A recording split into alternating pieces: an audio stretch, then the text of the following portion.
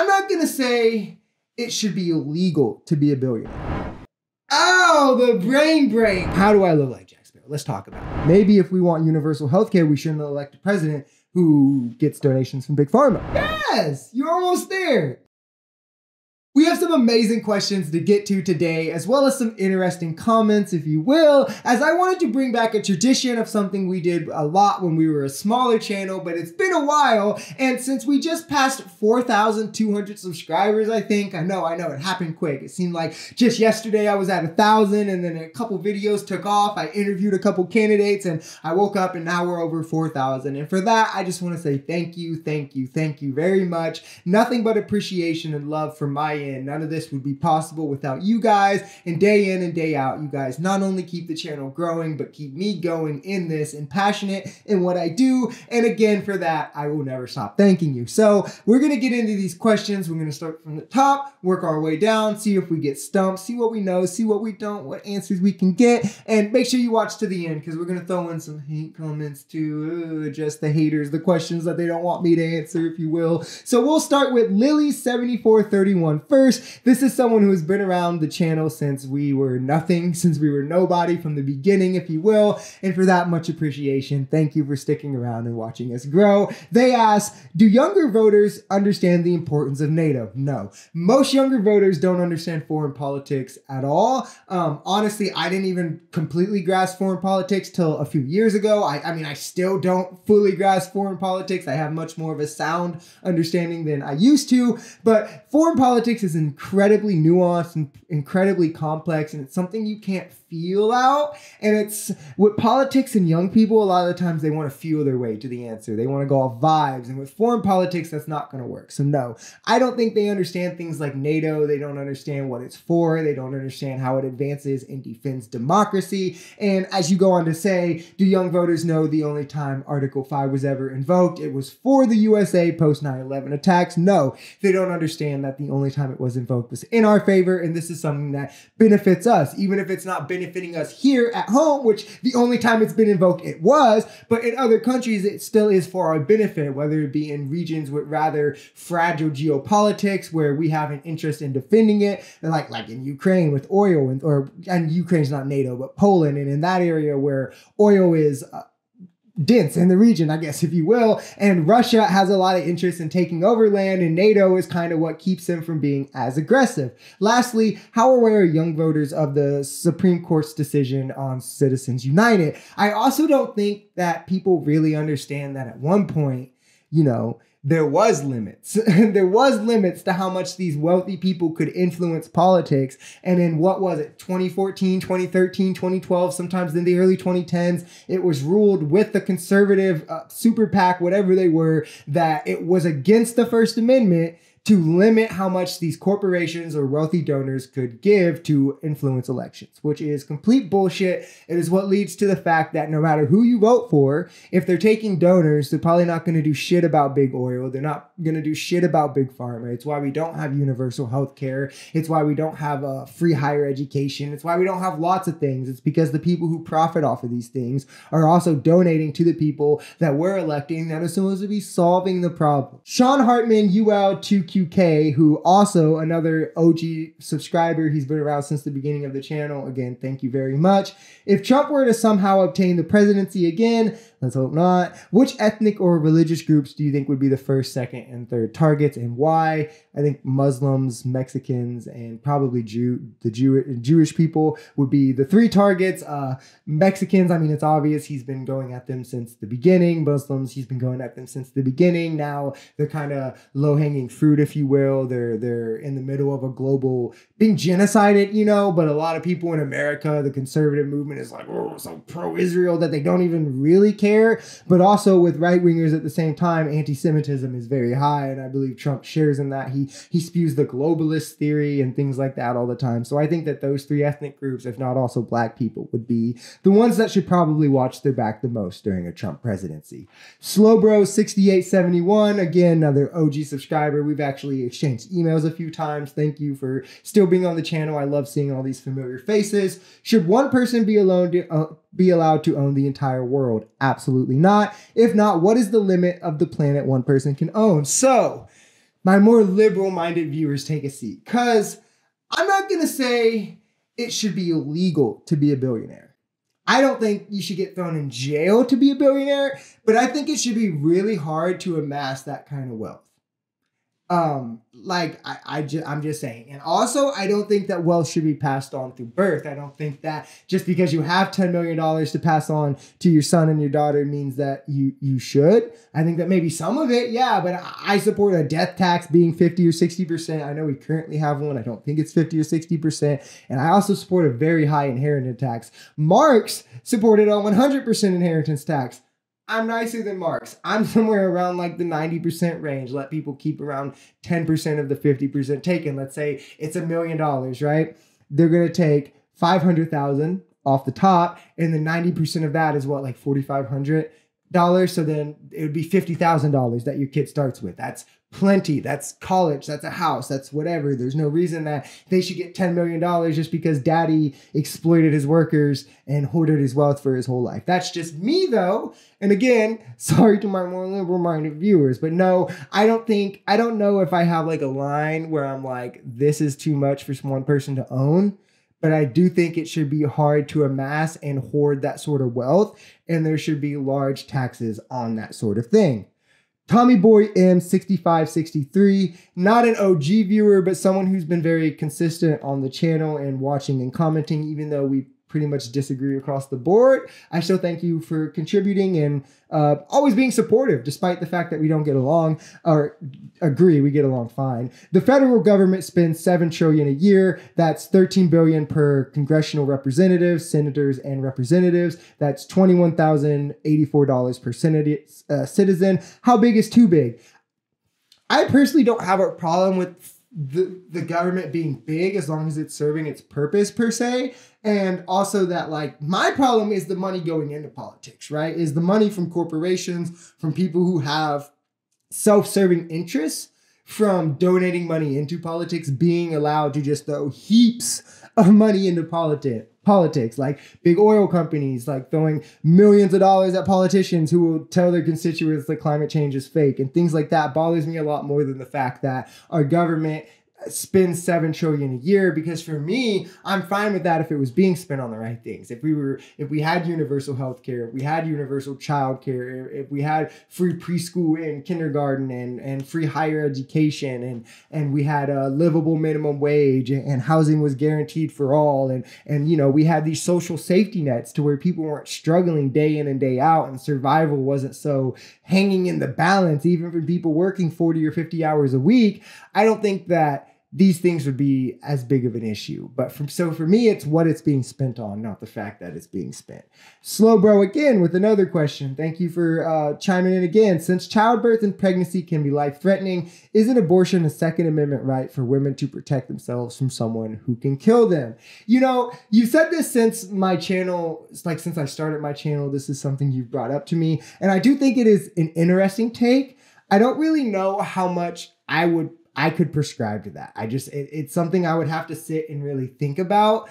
Cause yeah, I don't know. Would you consider, because you're considering abortion an arm then, I guess, in that regard, because it would be a rights to bear arms. So I do for sure think women should have the right to have an abortion. And I do think this is an interesting take. And I've meant to ask you more about it, or maybe even one day I could have you on the channel and you could describe it. Cause I do think this is a very interesting perspective. And I've always wanted to know more of where exactly you're coming from with it. Next up, we have Comrade Copernicus, another OG subscriber on the channel. And for that, I thank you, my man. What do you think the best tactics for pulling liberals over to support progressive policies and candidates over the establishment, corporate candidates, and politicians they seem to be so comfortable with? The biggest thing for me that I try to highlight is look at the change from when we get these same candidates running against each other or in office. Nothing happens. Now look at the change when we got someone like Bernie Sanders, for instance, in 2016. He got 20% of the vote. He started taking off, especially on social media and stuff. And oh shit, all of a sudden, Biden's talking about a public option for healthcare. All of a sudden, Biden's going to remove student debt relief. All of a sudden, Biden's for corporate taxes. Biden has the strongest NLRB we've seen. He's for collective bargaining. All these super progressive wins that we would have never seen with a milquetoast liberal, moderate like Biden if it weren't for the successes of more progressive progressive candidates in primaries pushing them left. I think kind of highlighting that is where to start, but I'm sure you're aware of this as me. Some liberals, it's too late for them, you know. It's not that I don't see the necessity in voting for these people when the alternative is an anti-democratic bigot demagogue. I'm assuming you're talking about Biden and Trump. And yeah, it does make the whole voting for Biden thing a bit more noble, doesn't it?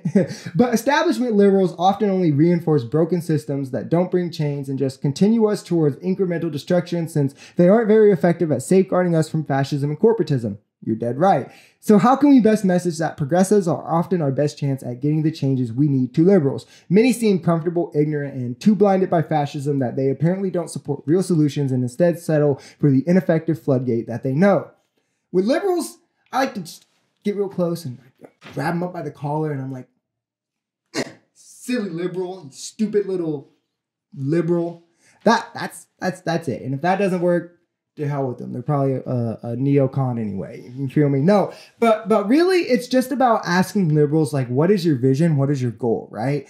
You want people to be more free. You want them to be more liberated. You don't want them to have the same financial strains in society. You don't want people working 50 hours a week to barely pay their bills. Okay, well, how does Joe Biden get us there?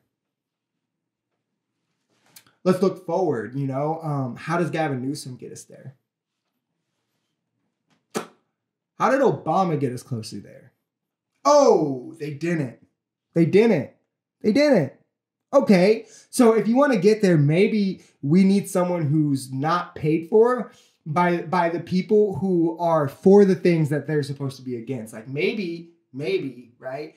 Maybe, crazy idea, by the way. Crazy idea, crazy concept. Maybe if we want a president to stop drilling oil, we shouldn't elect a president who gets donations from big oil.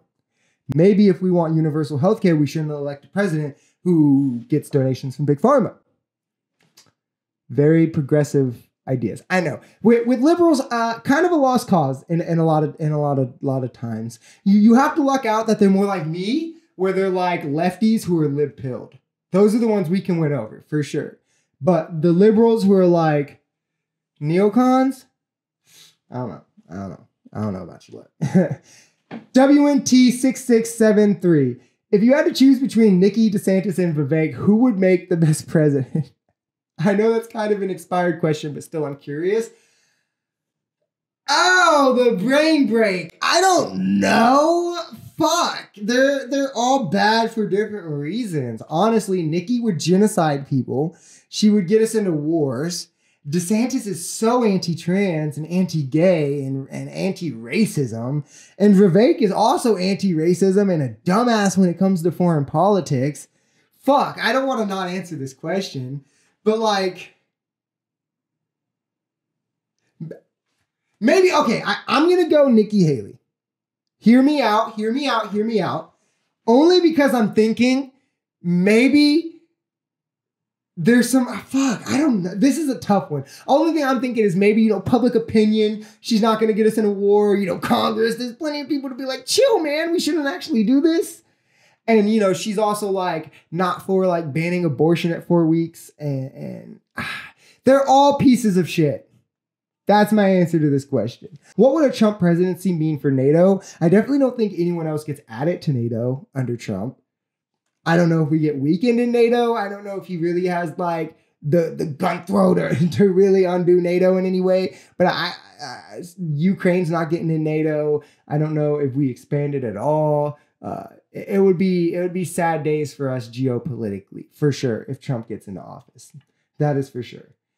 Ike Martin, 6500, asked, if the child tax credit in the original student loan forgiveness bills went through, do you think Biden would be polling much better? Yes, especially the student loan forgiveness. I think him means testing it and allowing it to be blocked broadly was a huge mistake. Even though he's now forgiven more student loan or had more student loan forgiveness than any president in history, like most people don't even know that.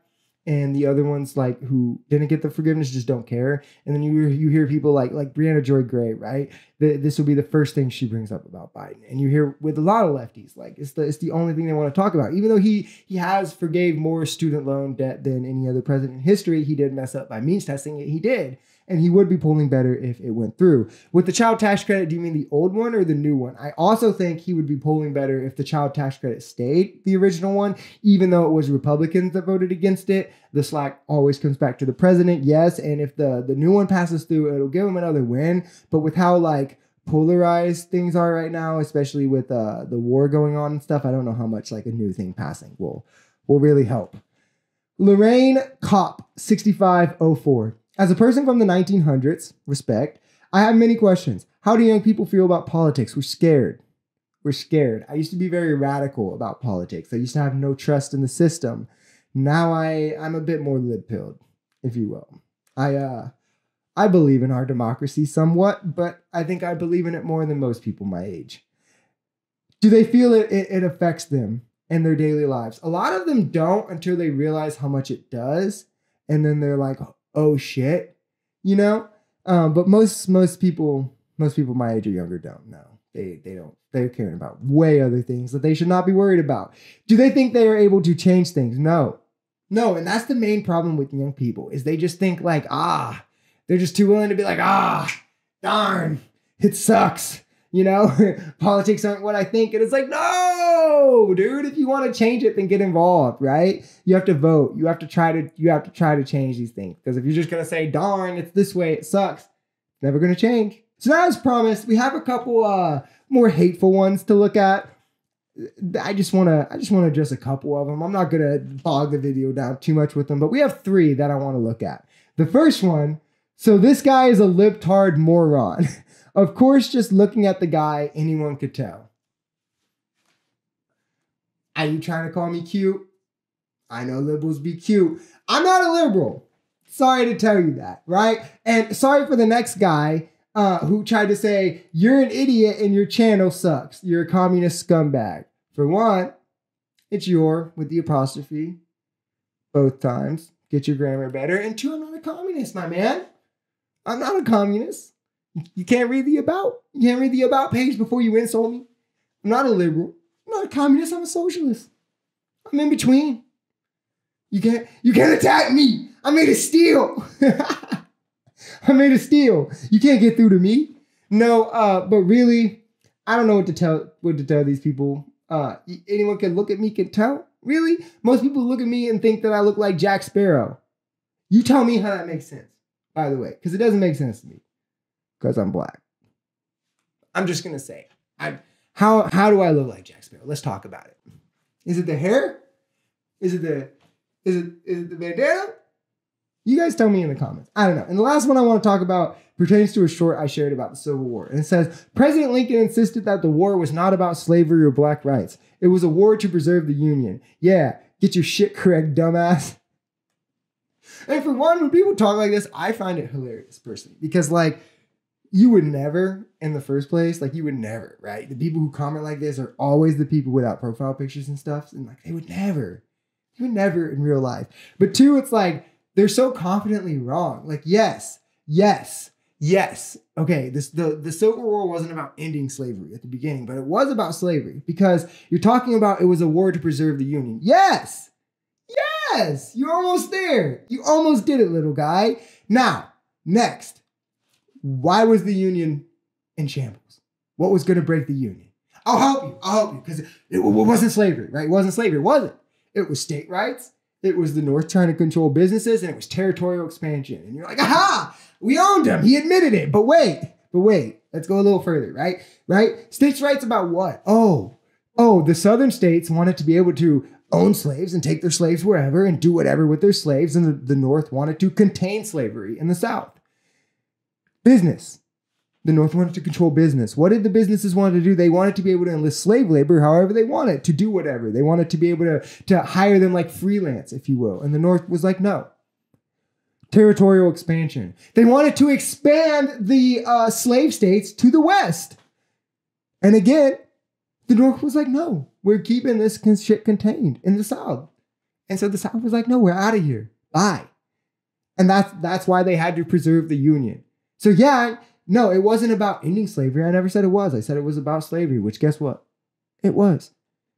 Because any other like middle thing and qualifier you want to add in, like, oh, it was about preserving the Union. Well, yeah, preserving the Union because of what, my guy? Because of slavery. Sorry. And I just wanted to add these three on. One, so I could what, debate. I could own someone in a debate in this video, and I could add a couple of hate comments, and really just so I could add it in the title, so I could put hate comments in the title. I'm kind of past looking at my hate comments. I'm just on to the informative ones and the questions. And again, I want to thank you guys, because I would not have this channel without each and every one of you. And we're on to the moon. Next is 10,000, then 100,000, and then the world. Until next time, though. Peace.